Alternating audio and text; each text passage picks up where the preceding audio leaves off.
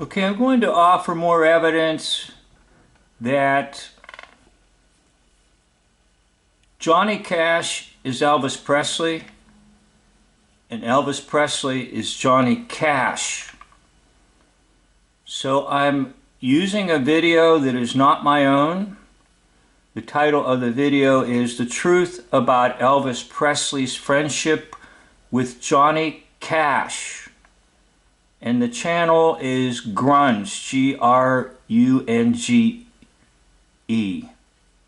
So I'll be using this to indicate to you that indeed Cash is Presley, Presley is Cash.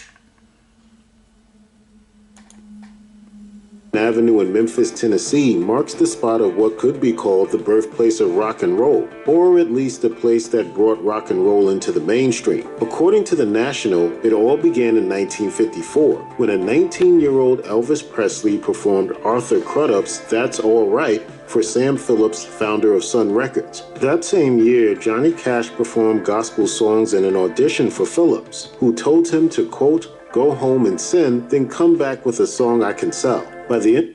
Okay, so basically you have two stars arising at the exact time. 1954, 1953. And both are going to be signed by a rather small record company called Sun. Now that's interesting too, because Sun is just another ploy for the devil. So both of them are going to arise at almost the exact same moment and be signed by the same record company, Cash and Presley. Why? Because it's one performer doing both roles. 1954, Presley and Cash were both signed to the label. Sun Records president John Singleton told The National, "I can't say for sure what pop music would sound like today without a Sun Records in the 50s, but there may not have been a Beatles or Rolling Stones. I believe it would be hard to find a successful rock artist who was not a fan of Sun." The first time Cash met Presley, Elvis was performing from the flatbed of a truck to sing for a couple hundred people at a drugstore opening. At that time, he had only released one single and was left with no choice but to play the same two songs, his only songs, on a loop. It wasn't much of a show, so Presley invited Cash and his wife Vivian to see his next concert. It didn't go much better. Cash wrote in Cash, the autobiography, "The date was a blunder." See, they're paired together in a strange way. But nevertheless, they're paired together because it's the same performer doing both roles.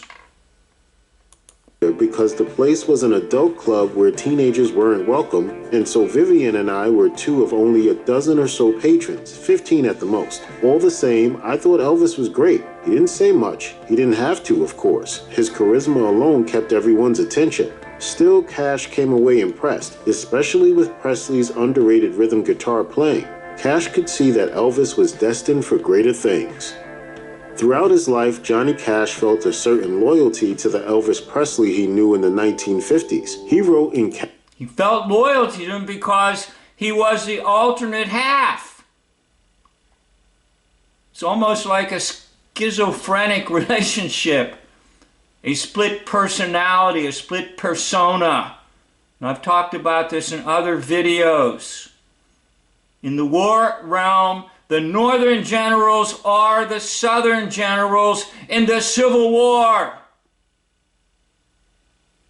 It's the same actor playing both the Northern general and the Southern general at the same time. So I call it a split persona. So you have Elvis, kind of the love bug that everybody loves because he's so good and so sweet. Then you have Johnny Cash, who was the evil dude who spent time in jail. Can you see it?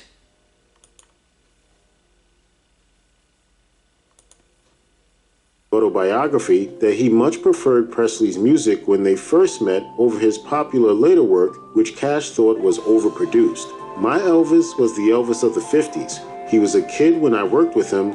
He was 19 years old and he loved cheeseburgers, girls, and his mother. Not necessarily in that order. It was more like his mother than girls than cheeseburgers. Personally, I liked cheeseburgers and I had nothing against his mother, but the girls were the thing.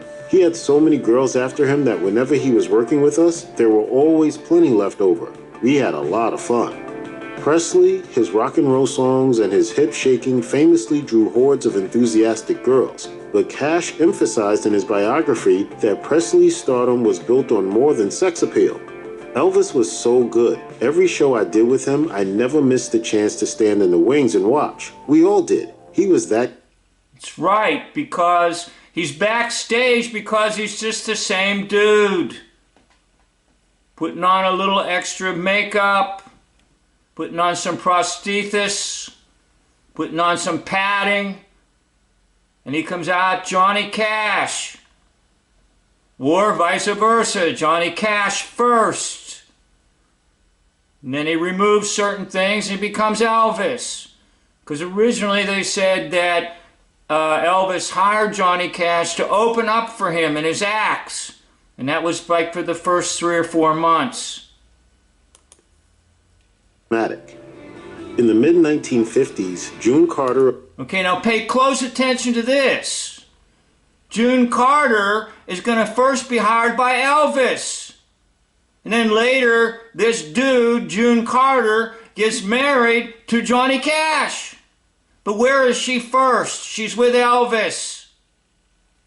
Of the country trio the Carter Sisters went on tour with Elvis. Presley took to playing Cash's music on the road. In her 1987 autobiography, From the Heart, Carter recalled a time when Presley was trying to tune his guitar and sing Cash's early hit, Cry, Cry, Cry. Carter recalled saying, quote, "I don't know this Johnny Cash," to which Presley replied, "Oh, you'll know Cash. The whole world will know Johnny Cash. He's a friend of mine."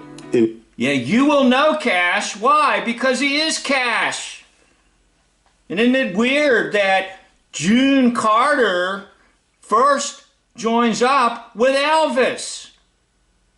Now later in certain biographies and so forth, there'll be rumors that June Carter was having an affair with Elvis. Don't you see? It's all drama. Well, anyhow, I'm not about proving anything to anyone. I'm showing you things. If you don't believe it, that's fine. But I'm going to state it once again. Johnny Cash is Elvis. Elvis is Johnny Cash. And I'll continue this and do a little more with it because I'm having so much fun with it. Thank you for watching. End of part 2.